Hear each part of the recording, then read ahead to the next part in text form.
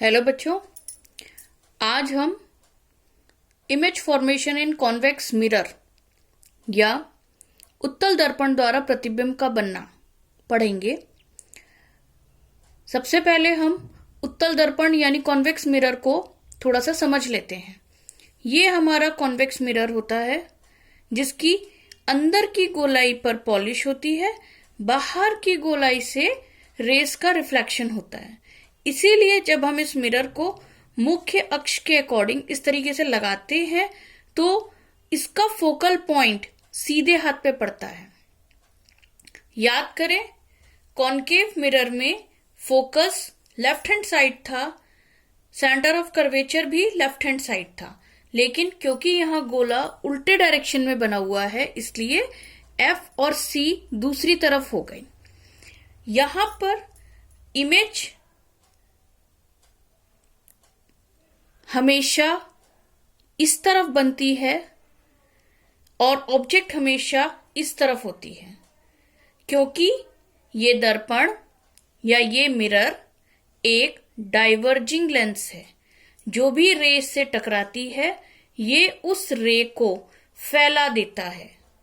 सोचकर देखिए कि आपके पास कोई पतीला है, कोई कढ़ाई है जिसका तला गोल है। अगर आप उस कढ़ाई को उल्टा रखेंगे और फिर उस पर पानी डालेंगे तो पानी हमेशा बाहर की तरफ गिरेगा, तो यहां जो लाइट पड़ी वो हमेशा बाहर जाएगी।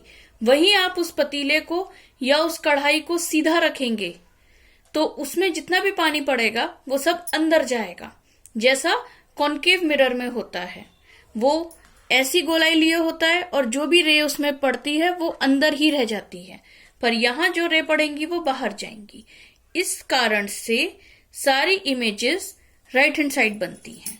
अब पहला केस जिसमें हमारी ऑब्जेक्ट इन्फिनिटी पे रखी है, उस इन्फिनिटी से आने वाली रेस हमेशा पैरेलल होती हैं।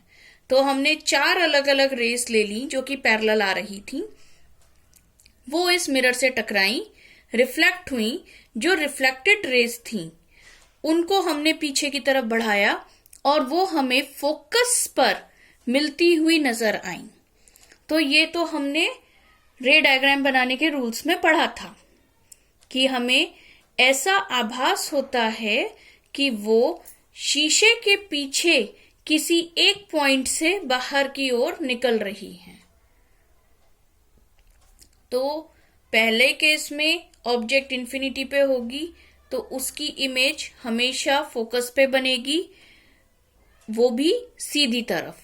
अब इसका एक दूसरा केस देखते हैं जब हम इसे उठा के पोल के पास लाएंगे।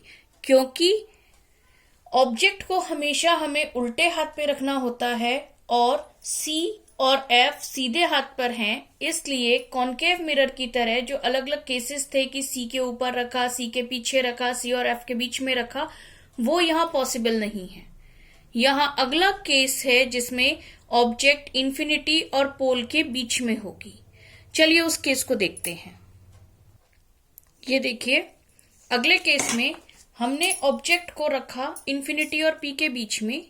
इसमें से एक रे ऐसे गई जो मिरर पे टकराने के बाद अपने ही पाथ पर लौट गई। ऐसी रे को जब हम आगे की तरफ बढ़ाते हैं तो वो C से गुजरती हुई हमें नजर आती है। दूसरी रे ऐसी निकली जो मिरर पे टकराई और मुड़ गई। जब हमने इस पॉइंट पर नॉर्मल डाली, यानी जो C से रे आ रही है वो इसके नॉर्मल है, वो डाली, तो हमें पता चला कि ये एंगल इस एंगल के बराबर है। ठीक है। जब हमने इस रे को पीछे की तरफ बढ़ाया तो ये फोकस से गुजरती हुई हमें नजर आई और जहां पर इन दोनों रेस का मिलना हुआ वहां पर हमारी इमेज बन गई। देखते ही पता चल रहा है कि हमारी इमेज आभासी है, सीधी है और साइज में छोटी है, यानी वर्चुअल, इरेक्ट एंड डिमिनिश्ड। अब चाहे हम इस ऑब्जेक्ट को यहां रख लें, चाहे थोड़ा और P के पास सरका लें, थोड़ा P से दूर कर लें, लेकिन इमेज हमेशा P और F के बीच में ही बनेगी। इमेज एफ और पी के अलावा कहीं नहीं जाएगी। ऐसे में हमारे पास छोटे छोटे 1 मार्क के क्वेश्चंस होते हैं कि एक कॉन्वेक्स मिरर में ऑब्जेक्ट एलएचएस पर पी से 10 सेंटीमीटर की दूरी पर रखी हुई है, तो उसकी इमेज कहाँ बनेगी।